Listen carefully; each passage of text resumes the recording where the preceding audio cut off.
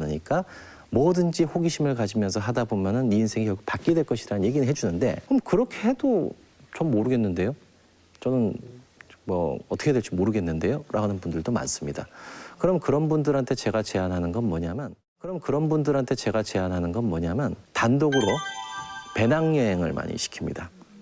배낭여행을 시키는데 기준이 있습니다. 패키지 여행 절대 안 되고요. 중국, 일본, 대만도 제가 별로 추천하지 않습니다. 미국도 별로 추천하지 않습니다.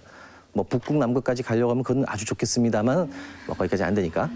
대개 동남아라든가 유럽 정도면은 제일 안전도 하고 그다음에 치료 효과도 많이 볼 수 있는데 왜 그러냐 하면은 자기 안에 정체돼 있다는 게 그 문제가 뭐냐면 나라는 사람 자체가 굉장히 단순하고 뭐가 없구나라는 사실부터 사실 깨달아야 되는데 이 한국이나 이 인근 나라에서는 나라는 사람에 대해서 스스로 관찰할 만한 기회가 잘 주어지지 않아요. 예를 들면 우리가 건널목을 건너도 한국에서는 아무 생각 없이 건너지 않습니까?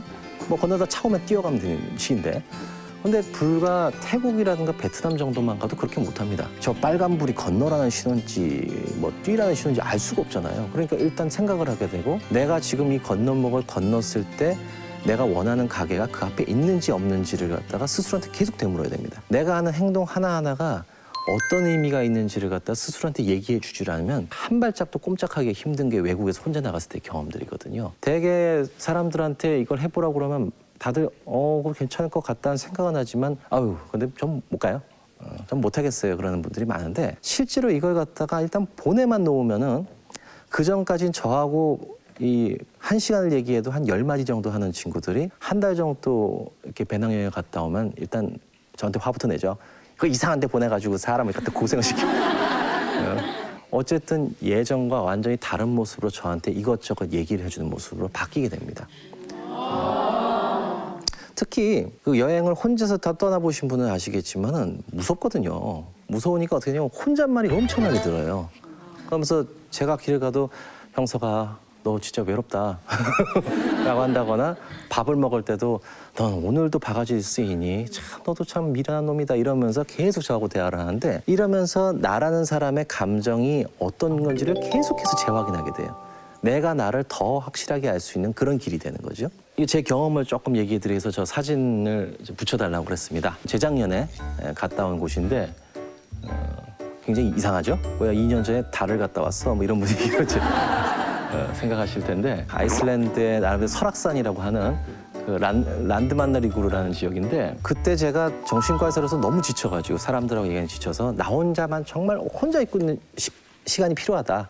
그래서 큰맘 먹고서는 병원을 2개월 동안 비우고 이제 혼자 여행을 떠나기 시작했었는데 저 장면을 찍을 순간이 어떠냐 하면은 빙하 옆 사막 지역을 지나다가 차를 2번을 들이받고 그리고 야 죽을 뻔했다 그러면서 노숙을 했다가 지갑을 잃어버려가지고 크레디트 카드가 다 날라간 상태에서 기름값만 남는 상태에서 일주일 동안 전화 걸어서 집에서 그 노르웨이 대사관을 통해서 제가 생전 처음 보는 숙소 주인한테 계좌를 빌려달라고 해서 받을 때입니다. 이게 말은 되게 쉽게 하지만은 제가 그때 어떤 기분이었는지 정말 말로 형언하기가 힘든데 그 상태에서 돈이 언제 올지 모르니까요.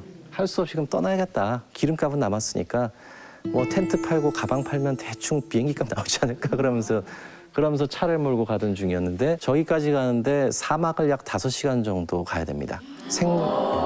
생명체가 새 2마리 봤어요. 어쩌면 같은 놈일지도 몰라요.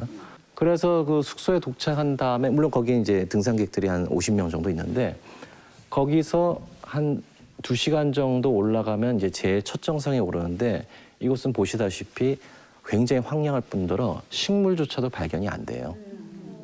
이때가 백야라서 밤 9시였는데 정상에 올라가지고 이렇게 보는데 제 눈앞에 보이는 모든 땅 중에 생명체가 없어요. 무서워야 되는데 나를 갖다 덮칠 생물이 없잖아요.